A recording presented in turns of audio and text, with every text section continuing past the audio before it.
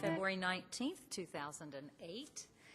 And we'll go ahead with our agenda, which is, first of all, to have our report on the Loudon Avenue Phase 1, the update, and Mr. Bob Barrett will do that. Thank you, Bob.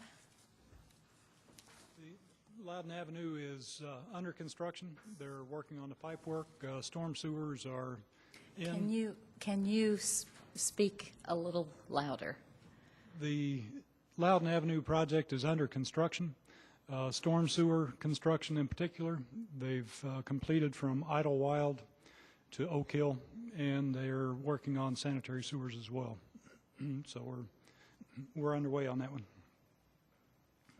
Okay, let's see if council members are logged in and have questions on the Loudon Avenue progress. Councilmember James. Thank you, Madam Chair.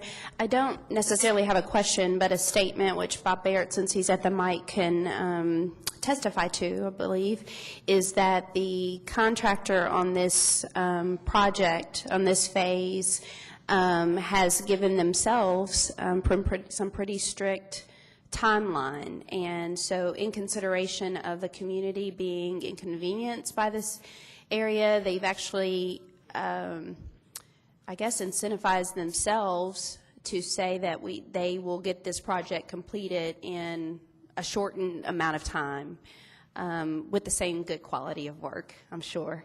So I just wanted to make note of that there is some sensitivity as to the length of time that it takes to complete road projects, and this is a very highly traveled east-west connector. People use Loudon Avenue as opposed to using New Circle Road. So I'm excited to make that statement for the residents of that area, that they will be inconvenienced, and for the travelers in that area, they'll be inconvenienced possibly for a shorter amount of time. Thank you, Madam Chair. Good point. Council members, are there any other questions? If not, thank you very much, Mr. Barrett.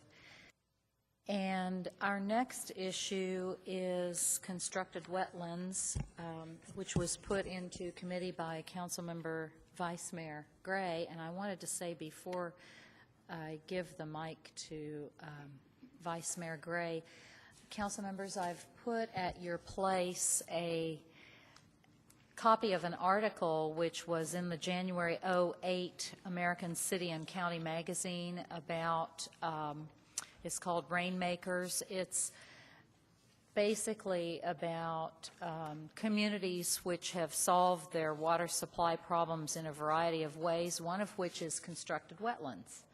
And so I thought that was apropos of our discussion today. And so I'd like to give Vice Mayor Gray an opportunity to introduce the issue. And I know we have Daryl Bennett here from Stormwater Engineering. We have David Gabbard. We have citizens and other folks who may want to speak. So if you'll take over, Vice Mayor Gray. Thank you, Madam Chair. When the Shores came, I guess, to the council meeting 6 weeks or more ago, I think we were all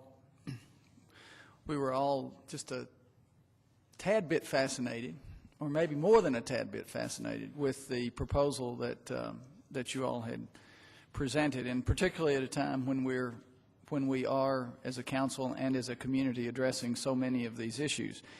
And I think it's worthwhile for the council to, for us to remember and recognize how this issue really relates to the 6 foundational pillars, or the cornerstones that this council adopted and this administration adopted a little over a year ago. And the number one pillar was our commitment to environmental sustainability. So, and really the context then of my introduction of the Shores is to acknowledge that, and also to the timing of this is fairly appropriate. I guess it was this morning's Herald Leader which mentioned the story or the ranking from Popular Mechanics. Well, is that right? Popular science. Someone told me popular mechanics, and I thought, well, that would be an interesting one for the environmentally friendly ranking, but that certainly is appropriate. That Lexington was named as the 25th highest, or 25th most greenest city in the country. So, Dr. Shore. I'd like to defer to my wife for just a moment. The reason I am very interested in supporting this proposal, And my name is excuse me, Faith Eastwood yes. Shore, 205 Catalpa Road. I'm a retired school teacher of K and 1 with the Fayette County Schools, and many of my parents over the years could not afford their utility bills. And when a water is turned off, it has serious educational ramifications. So that's why I'm interested in the most reasonable cost for our ratepayers. What she didn't tell you was that some days she would be involved in washing their clothes so that they would have clean clothes to work on. Madam Chair, members of the committee, my name's Dick Shore. I live at 205 Catalpa Road here in Lexington, and I want to thank you for this invitation to address you, extended twice now, first in general and second specifically, to talk to us, to talk to you about this really important thing that we have before us. I want to talk to you about short pipe. But first, let me acknowledge that I do have professional experience with wetlands. For several years when I was on the staff at Fort Knox, the environmental engineering staff there, I was involved in a constructed wetland project there. I hold a doctorate in zoology. I hold an MBA in operations analysis. I have taught ecology. I have taught economics. I have taught business analytic tools and business management for all of the major universities and colleges that are in this area. I have a presentation that I'd like to, yes, and we begin with a drop of water there.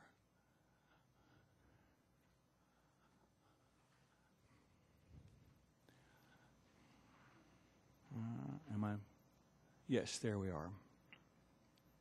We believe that we have a drinking water supply shortage. I think that belief is correct. We also need to clean up our wastewater discharge. We also believe that money is tight, and that's the challenge that we have before us, and I'd like to address that challenge. I believe I can address all three of those. In a nutshell, the idea is that to get more water, we lay a short pipe from where the water is to where we need it. To get better water, we build a constructed wetland. Let me focus on the constructed wetland first. Isn't it marvelous what pain you can cause other people when you use technology you don't understand? Hopefully it'll clear up here. People build constructed wetlands as part of a wastewater treatment system, water improvement, wastewater treatment. The water's about 2 feet deep. It flows less than a mile a day, and there's reeds and rushes in clumps in it. They and the bacteria do the work.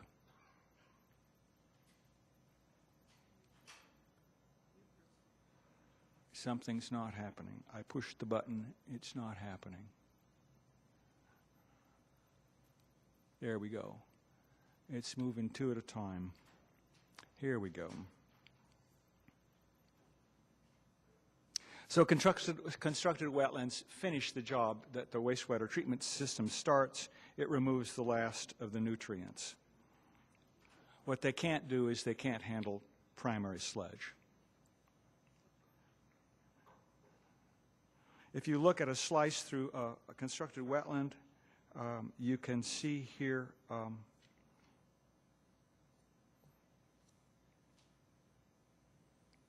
you can see the earth-fill dams on either side. You can see there's a pipe that leads in on the one side and a pipe that leads out on the other side and maintain the water level between them. You see the water does not go all the way to the top of the dike. That leaves room if it were to rain there on that space, and you see that there are reeds and rushes not planted continuously, but intermittently with water in between. Looking down on the top for that same constructed wetland, again, you can see the earth-filled dams around the side, the pipes leading in and out, and the clumps of reeds and rushes that move through there, snaking in a curve across the landscape. This is, okay. If you are in a constructed wetland, this is what you'd see up front, reeds and rushes in your face, but in the background you see the buildings. This is an urban constructed wetland.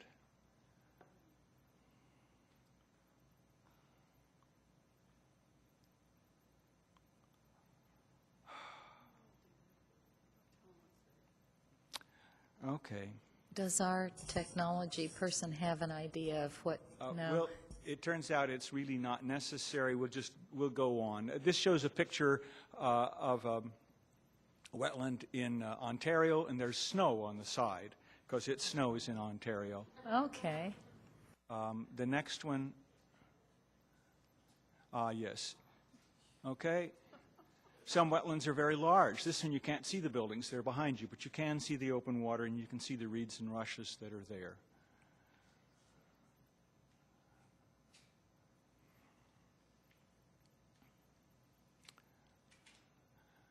Oh, we are going to be in trouble here.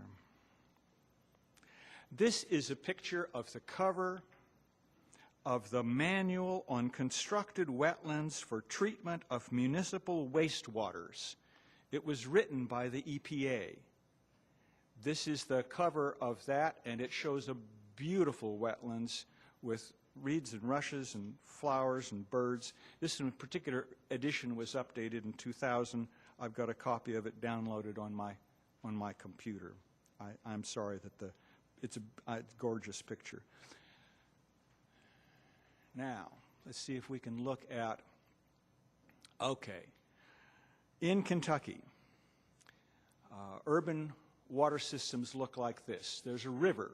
We have a takeout point. It's shown on the right-hand side there where there's a filtration and treatment plant. The water's distributed through the mains that are shown in light blue here schematically, and then the sewer mains shown in brown here carry that to a wastewater treatment plant where after treatment it goes back into that same river. If you add a constructed wetland to that system, instead of discharging to the river, you now discharge to a pipe which carries it to a constructed wetland shown here on the right-hand side of the picture, the long snaky green line. And in this particular version, it discharges into a holding pond before going back into the river. If there's no constructed wetland, when the water goes into the river, it stays in the river for at least 5 miles by statute, and then the next town takes it out.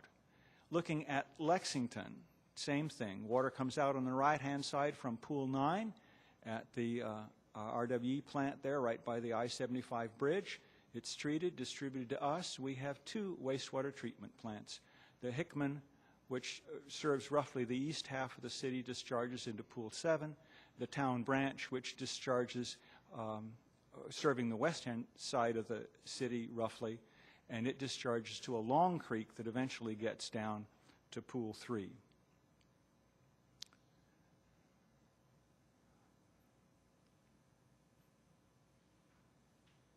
Come on.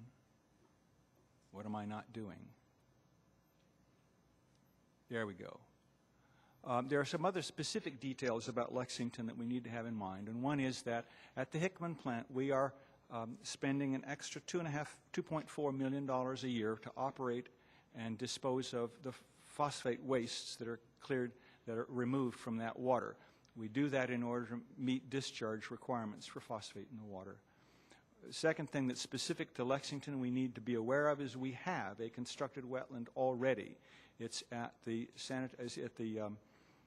demolition and debris landfill, and it's treating the leachate from that. And the third thing specific to Lexington that's important is that we have on file a concept proposal dating from 1999 that calls for a short pipe, a constructed wetlands, and a lake. We have the authority. It's our wastewater. We own and operate the wastewater treatment plants. We own and operate the wastewater mains. And Eastern water law says you return water to the watershed from which you took it. So we have the authority to treat our wastewater and return it to Pool 9 where it came from. We have the opportunity to do something about water quality. Let's talk source security for just a moment. Source security is part of Homeland Security. It's part of making sure that you have the necessary stuff to operate a community. You recall we had a whiskey warehouse fire not too long ago. Of course, it was downstream from us. It didn't discharge into Pool 9, but my friends in neighboring towns took showers in whiskey for several days. You recall the oil pipeline that ruptured? It ruptured uphill from Pool 9, and it took a long time for the oil to seep down to the edge of the river. We stopped it. We caught it before it got in there, but oil pipelines do rupture in warmer weather. Trucks get into collisions on I-75 from time to time. Can you imagine what would happen if on the bridge that goes over Pool 9, a diesel tank ruptured or a 40,000-gallon gasoline tank ruptured? Do you recall the dam in the mountains that breached? 310 million gallons of toxic slurry downhill, Wolf Creek, Tug Creek, Big Sandy, the Ohio. They closed the inlets at Ashland. They closed the inlets at Cincinnati. Such impoundments are on the Kentucky River as well. And when we must ask RWE to close the inlets to our water on Pool 9, we have 2 days reserve. That's all. But we have the opportunity to pipe source quality water to a lake just upstream from that RWE intake. And if the river were contaminated, it's just a matter of a few dozen yards or a few hundred yards or a quarter of a mile from the lake to the water intake. Just avoid the contaminated river entirely and let the water go round for as long as the river is contaminated. So we have several opportunities for saving money as well. The Clay County, Georgia Water Authority on their website says, increasingly, water districts around the country are finding constructed wetlands are proving to be more effective, more efficient, more cost-effective, more environmentally sensitive than comparable treatment methods. The wetlands allow the Clay County Authority to increase its wastewater treatment capacity while dropping the costs incurred in the process. We have an opportunity to avoid some capital investments. There are discharge limits coming at us for the water at Town Branch. Those discharge limits, called TMDLs, will influence the amount of phosphate we're allowed to dump into the stream. We don't know exactly what those numbers are, but the existing technology, if we don't use a constructed wetland, is to duplicate what we've got at Hickman for another $35 million and operate it on Town Branch for another $2.4 million a year. 2.4 plus 2.4 is 4.8. That's almost enough to float a bond issue for on the order of 50 to 60 million. We biomonitor, that is to say we take our effluent stream and run it past some little critters, real interesting little critters, and if they survive, we know the water's good. We're doing that at both our discharge points. If we went through a single discharge point, we would only do that once. We could create a regional solution. Work with Winchester. They have a similar problem. They draw from the similar place in the river. Maybe we could work together. And there are Homeland Security grants for water infrastructure that may be available to us. But the concept is clear. You want more water? Lay a short pipe. You want better water? Build a constructed wetland, and do it so it feeds Pool 9. So I think I have offered you an opportunity to get more water, better water, and spend less money. There are some other benefits, some of which we've talked about. A constructed wetland looks an awful lot like a wildlife preserve. With a 10 or 15 acre lake in there, it would be a beautiful place to go for picnicking, bird watching, boating, fishing. There's a possibility of a regional solution. There's a possibility of water security. Obstacles, real obstacles. We know we'll have to treat for phosphate. If we do build a wetland, it will take lots of land, and right now we don't know exactly where that will be or exactly what it will cost. However, because of the questions that you asked me as I dealt with you individually, I did some figuring here. Now, I'm not a civil engineer, and if I were, I might not do this pro bono.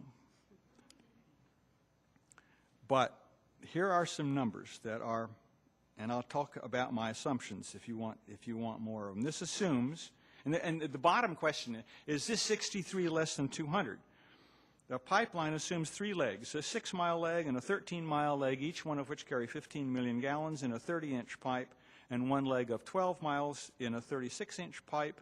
At current pipe prices, I called up the local pipe dealer and I said, how much? He gave me a number. I multiplied that by 3, and that's the cost of the pipe in the ground. That's where that 36 million comes from. For land area, you got 30 million gallons a day, 7-day dwell time, 2 feet deep. It's really very straightforward geometry.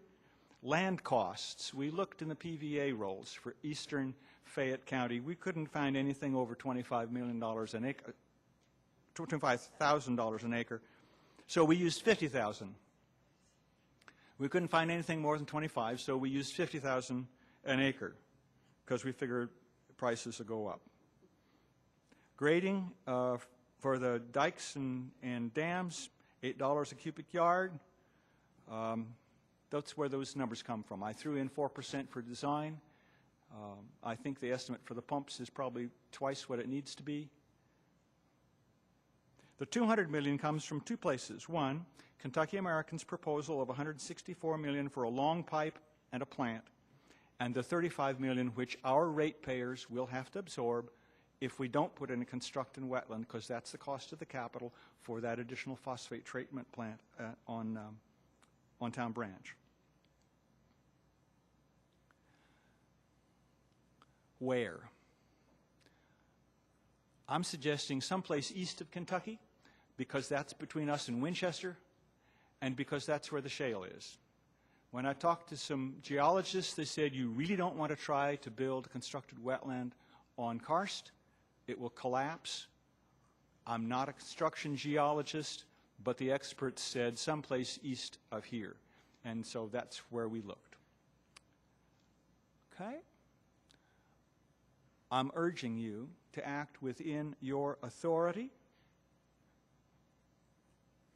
to get a cost feasibility study that's based on the existing concept study that calls for a short pipe and a constructed wetland and a lake.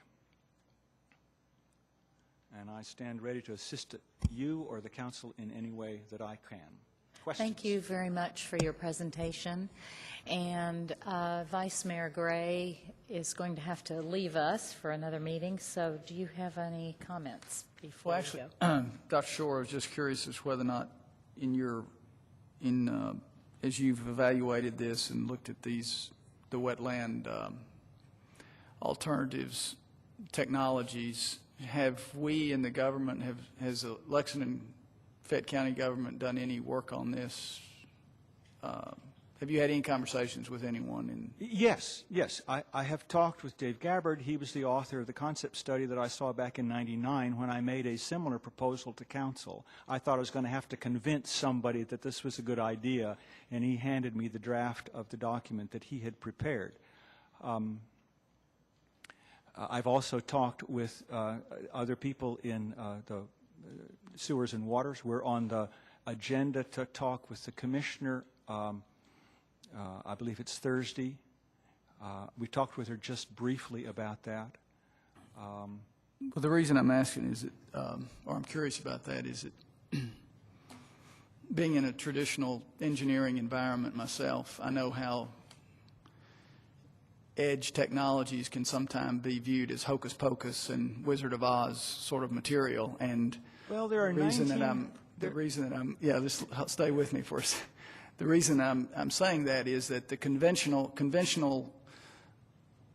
thinking is often resistant to edge technologies and innovative and imaginative technologies. We have said as a council that we want to explore those, especially as it relates to environmental sustainability.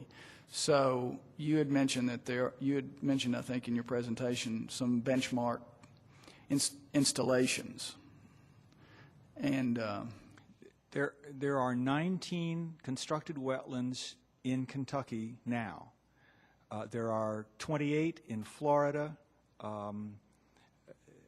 that they list on their website.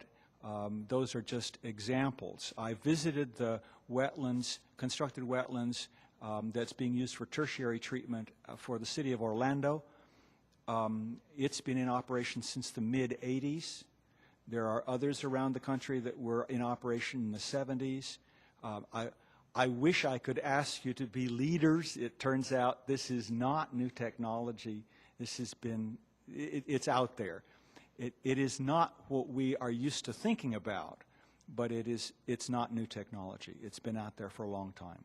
One of the engineers who resides locally was involved in the design and installation of a constructed wetland in Arizona recently for the city of Phoenix, where the water after treatment in the constructed wetland is pumped down into an underground aquifer from which they pump the water for their water treatment plants.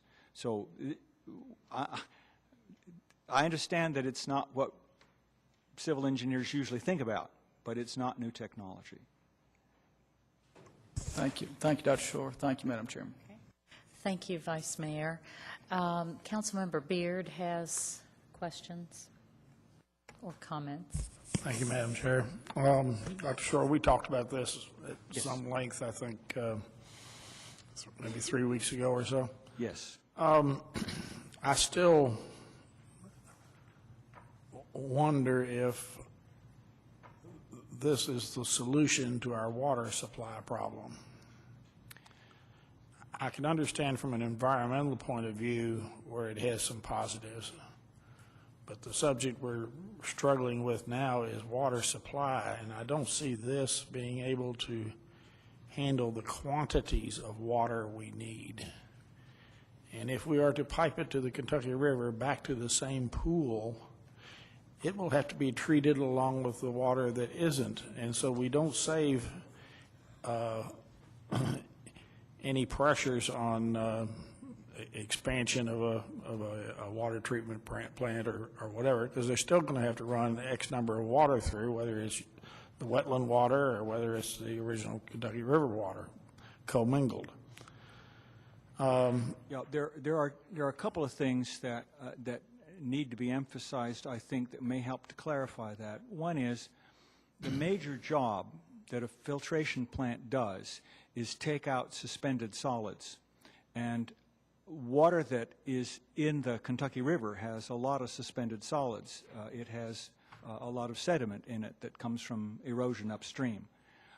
Water coming from a constructed wetland would have none of that load in it. And in fact, it would run through the filters faster, and because the filters wouldn't clog up. So it would have the effect of increasing the throughput even if there were no expansion of the facilities. And you're right, I did not in this presentation address the question of expanded filtration. I just have a hard time believing that a small increment to a filtration plant placed locally is going to be, and pumping the water a short distance, 5-10 miles, is going to be, that doesn't look to me like that would be more expensive than waiting until that water gets 40 miles away, taking it out of the river with the sediment load, filtering it, and then pumping it back 40 miles in a 42-inch pipe. Okay, my second question is, how do we pay for this? because there is no rate structure that relates to this at all. It would have to be a general obligation bond that would pay for this, and this is beyond our bonding capacity. And we have no way of going to the public and asking them to help us in this endeavor. Well, I appreciate your concern. I think that because we're talking about wastewater treatment, either through a $35 million phosphate removal plant or through a 50 or 60 million pipe and constructed wetland, that it would make sense to have wastewater fees identified to amortize a bond, so that capital spending is spread out over a longer period of time. If that were the case, then you would in fact be looking at a revenue bond, not a general obligation bond. Exactly. And once you put the revenue bond in place, then as soon as the facility is operational, you can shut down the phosphate removal plant on Hickman, and that gives you $2.5 million, and you have avoided $2.5 million at Town Branch, and with that $5 million, you might be able to service the bond and lower the rates back down. I'm not sure exactly whether we can service the bond with money we don't spend. We have to have a defined stream of income, not savings, because the savings would be general fund savings. In that case, then the revenue bond, and we'd spend the money on something else like stormwaters. I understand that they don't issue bonds on that basis, I don't believe. And that's the hang-up I have with this whole concept. From an environmental point of view, it makes a whole lot of sense, and as I told you before, maybe we ought to be doing some of this anyway, and let's leave the whole question of the pipelines out of it, that from an environmental point of view, we should be doing something like this. So I'm not opposed to the concept of having wetlands. I just don't think that it solves the specific problem at hand that we have to we're struggling with right now. Yeah, if we were to put a pipeline from a Town Branch around to the east side of town, it would go right past Hamburg, which is a purchaser of large quantities of irrigation water. The water in the pipeline would be irrigation quality. We might consider selling it to Hamburg and the golf course. I don't know. That's a real revenue stream. I mean, they have parallel systems in Florida. I know gray water systems that they use for their parks and their golf courses and things of that sort. But they are two separate and distinct systems. That's right. Parallel to the normal drinking water systems. I'm again not opposed to either to doing a study. I just don't think this is the panacea that we've been looking for in this short haul. And with the pressures, I don't see that this will stop the $160 million spent by Kentucky American Water Company or any monies that might be spent by the Louisville Water Company. This is a third alternative for something in the future, and again, I would favor studying it, but let's keep it separate and apart from the whole issue of our water supply in the quantities that we need it. It will confuse the public otherwise. Yeah, I was simply under the impression that a fee for a service could be identified as a revenue stream, and one could issue a bond against that. But I'm not a banker. I don't know. Well, the public may be a little weary of fees by the time we get through with all our EPA problems. Thank you. You're welcome. Do other council members have questions? I wanted to tag on to what Councilmember Beard said. I think this does have potential for future discussion and possibly implementation. I know that when quite a few years ago, when Southland Christian Church was expanding, we discussed whether a constructed wetland could go out there. to take some of the pressure off of that facility. And so I think what you hit on, Councilmember Beard, is where we might want to focus, and that is there something for the future, 30, 40 years out, where this might be something we could implement to help with phosphate removal and other concerns. So I'm kind of wondering, David Gabbard, if you have any comment. And if you do, Daryl Bennett, I wonder if you have any comment, since you're our stormwater and engineering folks. Do you have any comment? Madam Chair, thank you very much. When I was asked or charged with putting together the concept, what I was looking to do was various cities around the United States were looking at decentralization of their wastewater treatment. And David Ucotter had asked, we knew that as the city continued to grow, we had 2 sewer treatment plants. And the more we kept running high-pressure lines to those 2 sewer treatment plants to keep all that expansion that was occurring and keep routing it to only 2 plants, that's very expensive. And it also can cause, if we ever had a force main blow, we'd have some problems. And so other cities had said, okay, we'll go with some smaller treatment plants. But when you go in to start putting in 4, 5, 6 small treatment plants in a city like Lexington, which sits on a hill, and then all of those will discharge into small headwater streams, you will degrade or potentially degrade those streams. Jim Buckles at Commonwealth Technology at the time, now Tetra Tech, had been working with the city of Phoenix, Arizona, to treat holistically their wastewater, take that and inject that down into their aquifer as their way of the holistic recycling of water.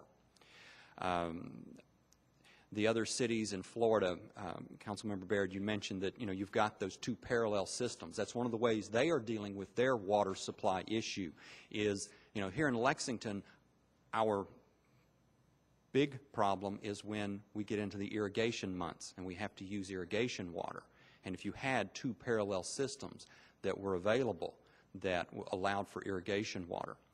But because of the comprehensive nature of this, now granted 1999 was when I first looked at this, there were numerous grants that were available for something that could be so innovative. This is more than just sanitary sewer treatment. This is more than just water supply. This is community health, and then if you throw in the possibility of working with Winchester, which is facing the exact same problem that we are, 1 treatment plant on a small headwater stream, and look at a regional solution, that opens up the possibilities of even more grants. So those are the kinds of things, if a feasibility study were done, that all of these different elements can be brought to the table and then have a better idea and a better understanding. And interestingly enough, the figures that Dr. Shore presented of $63 million, Daryl, David Ucotter, and I did a rough calculation in 1999 and estimated around $75 million. Do you know how much a feasibility study would cost? I am not familiar with something of that scope. Daryl, would you? Yeah, we have no idea what that would cost. Again, Mr. Buckles, when we started talking with him about the whole concept, was very anxious to work with us. Even would have arranged for a trip out to Phoenix to show us exactly how their system is working. So perhaps a request through Mr. Martin under our existing contract with Tetra Tech, should we have any cash, that they could give us a proposal of how much something of that would cost, or at least an estimate of what they feel it would cost. Of course, it would be enough. They would have to go out for open proposal, but at least they could give us some idea. Would it cost for them to give us an idea? I would say Mr. Buckles would do you probably do that pro bono, because they would be so excited at the opportunity to present that. So if you make that request to Mr. Martin, I'm sure he would be glad to do that. Okay, all right. Councilmember McCord has comments, and then I want to also hear from Daryl Bennett if you have any comments. No comments? Okay. Thanks, David. Okay. Questions, Again, comments? I want to echo what Councilmember Beard had said, that I think take the water supply element out of it and start talking about this as something that we incorporate into our city, and all of a sudden you really, that's where we need to be. These are the types of things that are, like you say, are innovative. But unfortunately, we can't be leaders, but we can be good followers in doing what has already been proven to be a good thing. Here's my problem, though, is I hear all the time about all this money that is out there, and it comes from different places. And as someone who tracks that money down in other places and has had a decent track record of finding it in other places, I'm curious as to the Homeland Security money that you spoke of, where it is, what it exactly is, who, how do you go get that type of thing? Because here's what I see inside of our own government, and this is where we trip over ourselves all the time, is we know that there's monies out here, and we talk about them a lot, but we're not set up to handle that. I mean, we're not. We have one grant writer. We have a choke point within our own system. We don't use the Bluegrass ad to expand that. We don't hire outside grant writers. So while there may be all of this out there, and we can talk all day long about, we can just go get this money and so forth, it's a whole lot harder to do that. And so I think that the big thing is wherever that money is, to identify it, when it comes due, where it is, and for the administration to begin to look at internally, and I think the management audit is probably going to point this out in a couple of weeks, but to look internally at the fact that we really don't have the ability. We're not set up, or we're not thinking very creatively along these lines. The other thing that we are not really good at in this government is that when we do get grants, and I've had this as a personal experience, to go out and get grants that we then sit on for long periods of time. In particular, there's a grant that this government has sat on since 1997. It's 11 years of re-upping a grant for something that should have been done, again, 11 years ago. Now other factors are playing in, and you can't get that money out. So I think that while, as we're talking about these types of things, these are the types of elements we need to be planning into our city, definitely. But if we're going to talk about, well, there's this money and we can just do it this way, there's two elements of that. One, somebody's got to be able to go out and get it and identify it and go after it very hard. And number two, we have to take a very serious approach about implementation. And we're not good at either one of those right now. And so I think that, just to be very brutally frank with you and with the people watching, that if you know where some of these dollars are, my encouragement would be to, again, inform this body, inform the administration as far as the timing and that type of thing. We have obviously friends in Washington and friends in Frankfurt. They'll be delighted to help funnel money, but I think secondarily that our divisions inside of government have to recognize that when this money comes, they've got to be able to put this stuff into the ground, because costs do go up every single year, and what we got a grant for last year may not be able to handle it this year. So I think these are very practical problems that, as the public listens and says, well, why don't you do what that gentleman said? It seems so logical. There are reasons why it's very difficult to get that done, and a body that's made up of part-time people that really want to see this stuff done are relying on full-time staff to get this stuff done, and at some point in time, we have to just realize that we're not doing a good job of that. So I guess my question back to you is, on the slide that you showed, Homeland Security grant question mark, what is it in particular? And I'm very curious about that. Yes, I have a citation for that. The Public Health, Security, and Bioterrorism Preparedness and Response Act of 2002 provided $89 million to the U.S. EPA for the improvement of the security of the nation's water supplies by reducing water system vulnerability to terrorist attacks and to enhancing water infrastructure security. That came to me as a citation from a 2003 International Conference on Pipeline Engineering and Construction, and I can give you the citation for that. I recognize that that's out of date, but that's what my citation was. Well, my thought process was, if it was in the 2002 Act, there may very well be additional funding that has followed that. And I think that, again, go ahead and let's talk about this on camera, because I think it's an educational process that the people of Lexington need to understand, is that there's $89 million in the U.S., so you split that 50 states, it's just, 1.5 million. When you call Homeland Security in Frankfurt, one of their chief areas of spending the monies that they control is in the area of communication devices for first responders. That is the number one thing across the U.S. because of what happened in 9/11. You have a situation here where after 9/11, if those who remember Kentucky American Water, there was always a police car parked right in front of the gate because of this situation of trying to make sure nobody poisoned the water and things like that. I would be very curious as to see if that money is still there, number one. Number two, how we as a government would write that grant based on this, how we prove that this is securing our water and so forth. Now, it's doing something that we need to do, and Dave, I'd be happy for you to speak to that.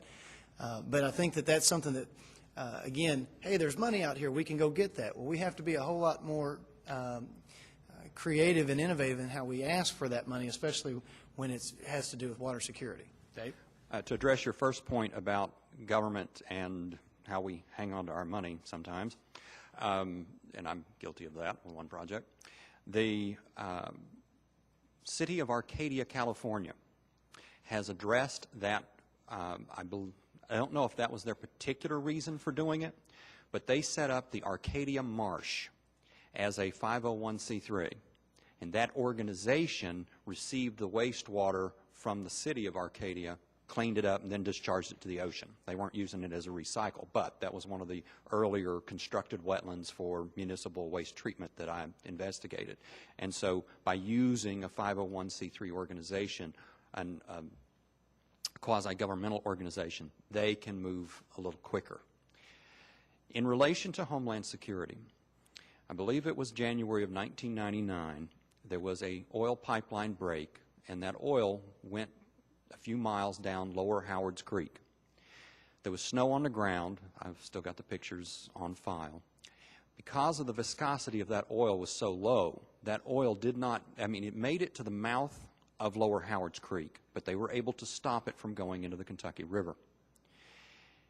Should that have occurred during warmer months, it is highly likely that that oil would have gotten into the Kentucky River, and it is highly probable that Kentucky American would have had to have withdrawn much less water, if not shut down water. A recirculation idea where all water from the 2 treatment plants, or 3 or 4 treatment plants, and that was what I didn't get to mention a minute ago. There are lots of elements to this, and it is covered in that concept report. If that water goes to a final polishing pond, a final effluent pond, and then is discharged to the Kentucky River,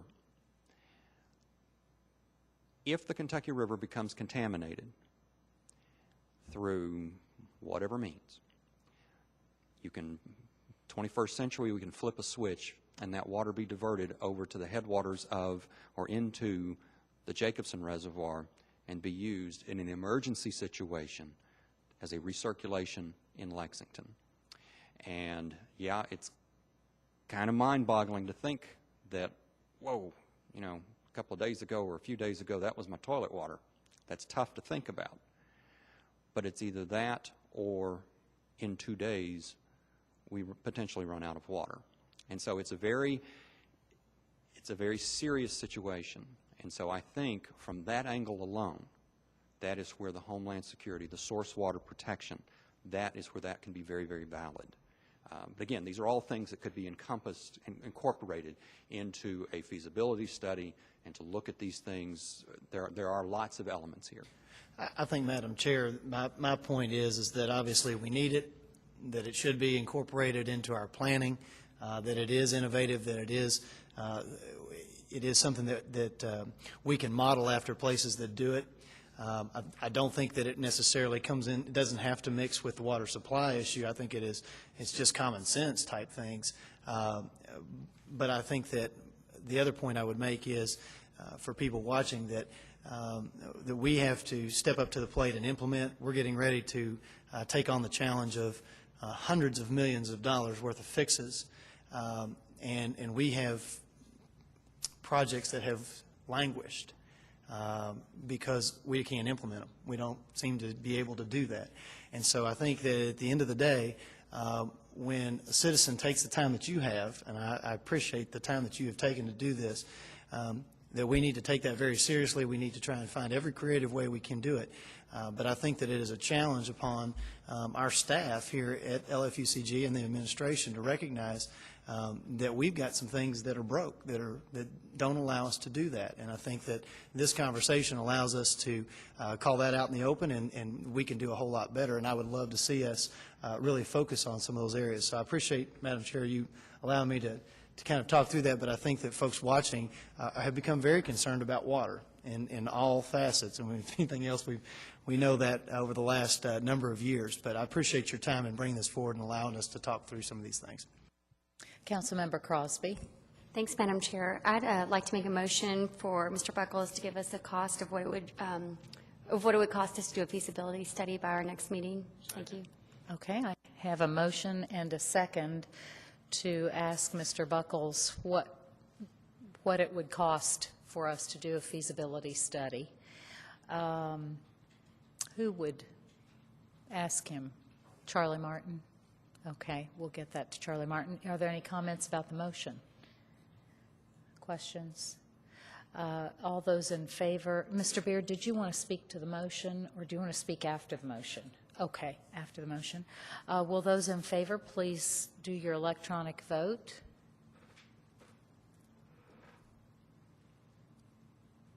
Make your electronic vote.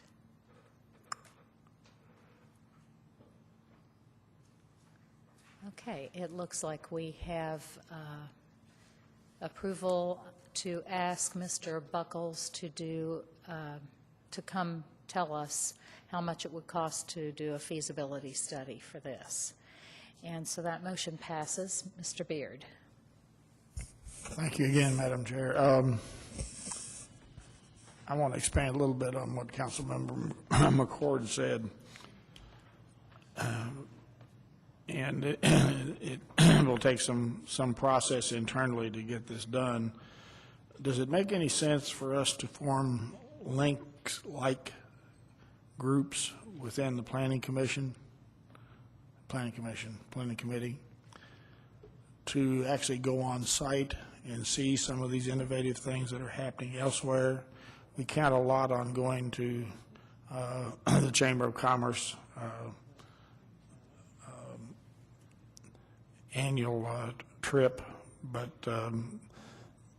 that's pretty much set the agenda pretty much by Commerce Lexington as to what we see and why we're there. And there are many places that we could go and find out firsthand. And we need to create some kind of budget maybe to do that and keep that in our mind as we go into the budget cycle, in my opinion. Thank you. I think there was some excitement at one end of the horseshoe about going to Florida to look at the wetlands. But that's a really good point. Perhaps that would be for August, of course. Perhaps once we have the idea of how much the feasibility study will cost, maybe we can look at that. I think that's a good idea, and there are several in Kentucky, so we wouldn't have to go as far as Florida. So any other comments from council members or the public? Is there anyone in the chamber who would like to comment on the issue? Dr. Shore and Mrs. Shore, I thank you for coming with your presentation, and Mr. Gabbard, thank you for your comments.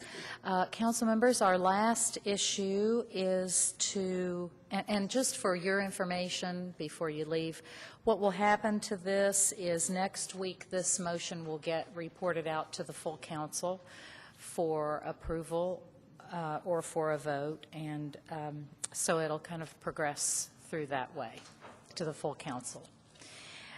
Council members, if you'll turn to the back page of your packet, please. This is our list of pending issues in the committee. And is there any change or motion to take anything out of committee or anything at all in reference to our list of issues? If not, I'll entertain a motion to adjourn. Do I hear a second? All those in favor say aye. Thank you very much. Meeting is adjourned.